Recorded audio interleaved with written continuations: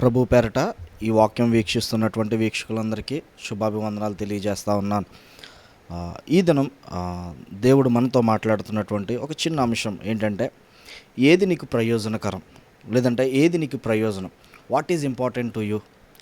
చూడండి, ఈరోజు యవ్వనస్తులు చాలామంది దే ఆర్ ఫర్గెటింగ్ దట్ మనకి ఏది అవసరత లేకపోతే ఏది కావాలి అనేటువంటిది మనం మర్చిపోతున్నాం. అంటే నీడ్స్ అండ్ వాంట్స్ అంటారండి. అంటే మనకి ఏది కావాలి, మనకి ఏది అవసరం. చూడండి, హృదయం చాలా కోరుకుంటూ ఉంటుంది, అవేమీ మనకు అవసరంలా. కాకపోతే ఏదైతే నీ జీవితాన్ని ప్రయోజనకరమైనటువంటి మార్గంలో నడిపిస్తుందో అది నీకు కావాలి. అందుకే వాక్యం ఒక దిక్కుని చెప్తుంది కదా. ఇక్కడ మార్కు సువార్త 8వ అధ్యాయం 36వ వచనంలో, ఒకడు సర్వలోకమును సంపాదించుకొని తన ప్రాణం పోగొట్టుకునుట వానికి ఏమి ప్రయోజనకరం. చూడండి, వాడు సర్వలోకాన్ని సంపాదించుకుని తన ప్రాణం పోగొట్టుకుంటే దానివల్ల ఏమైనా వానికి ఉపయోగం ఉంటుందా? వానికి ఏమీ ఉపయోగం ఉండదు. కానీ వాని యొక్క ప్రాణం పోగొట్టక మునిపే వాడు సంపాదించుకోవాల్సినటువంటిది, ఆయన ప్రయోజనకరమైనటువంటిది ఆయన సంపాదించుకోవాలి. అయితే ఈ లోకంలో చాలా మట్టుకండి మనకి ఏది ప్రయోజనమో అది సంపాదించుకోవట్లా.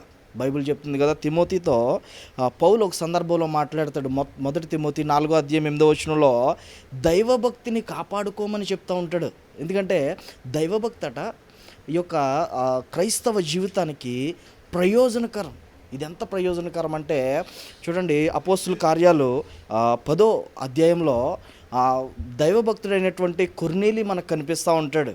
ఆ కొర్నేలి జీవితాన్ని మనం చూస్తే ఆయన దైవభక్తి వలన ఆయన కుటుంబాన్ని రక్షించుకున్నాడు. ఆయన దైవభక్తి వలన ఆయన పరిసరాలను రక్షించుకున్నాడు.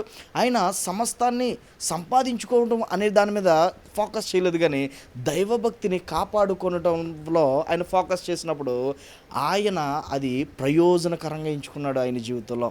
ఎప్పుడైతే ఈ కొర్నేలి తన జీవితంలో ఈ యొక్క దైవభక్తిని ప్రయోజనకరంగా ఎంచుకున్నాడో, ఈ యొక్క దైవభక్తిని కాపాడుకున్నాడో, చూడండి, దేవుడు ఆయన అన్ని విషయాల్లో హెచ్చించడం మనం చూస్తాం. అదే 10వ అధ్యాయంలో మనం చూస్తే ఈ కొర్నేలి జీవితంలో ప్రతి విషయంలో హెచ్చించబడ్డాడండి.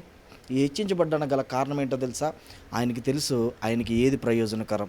ప్రియ దేవుని బిడ్డలారా, ఈరోజు నీకు ఏది ప్రయోజనకరం ఒకసారి ఆలోచించి దేవుని సన్నిధికి రా. దేవుడు నీతో ప్రయోజనకరమైనటువంటి విషయాలు ఆయన తెలియజేస్తాడు.